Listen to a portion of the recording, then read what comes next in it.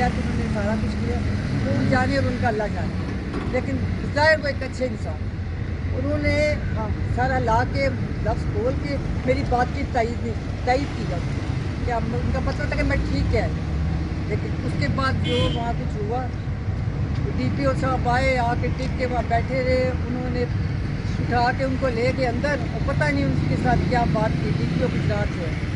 और उसके बाद कुछ 5-6 पेपर उन्होंने हमारे लॉयर को दिखाए। उससे पहले कि उन पर प्रेशर आता, उससे पहले वो दिखा चुके थे। वो जो 47 थे उनकी तरफ से थे ना, 45 था, मेरे तो थे ही थे, तो उनके दिखाए उन्होंने। उसके बाद एकदम से सख्ती से अंदर आ गया, वो खाया DPO, उनको अंदर वाले कपड़े में ले गए।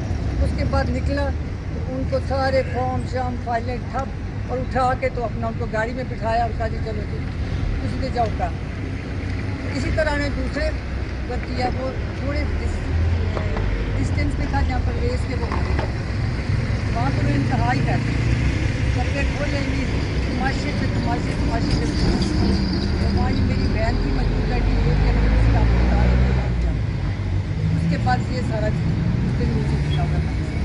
उससे पहले का शायद आप जेल में होएगा, जो जिस दिन हम इलेक्शन जीते हैं रात को हम जाके वहाँ सड़क पे खुले आसमान के नीचे मैं बैठी हूँ, साथ मेरी बेटी और मेरा बेटा देखी हूँ।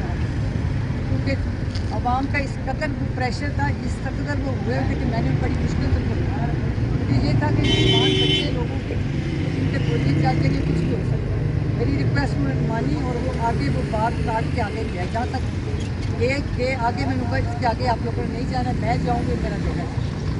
शुक्र अल्लाह का वो मेरी बात मान के। उसके बाद हम वहाँ बैठे रहे, गुजरात के सारे लोग इस चीज़ के गवाह हैं। उस दिन फ़ोन बंद थी, आप सबको पता है 8 तारीख जिस तरह इलेक्शन था, फ़ोन बंद वहाँ उस वक्त वो रोड शेडिंग अंधेरे में और सख्त सर्दी। आप तो सबको पता हो गया 8 तारीख को क्या मौसम था, क्या हालात।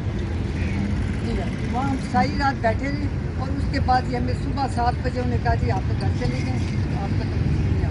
हम सेटिस्फाइड थे कि हमारा लीड इतनी ज़्यादा थी, इसको किस तरह काम नहीं करें।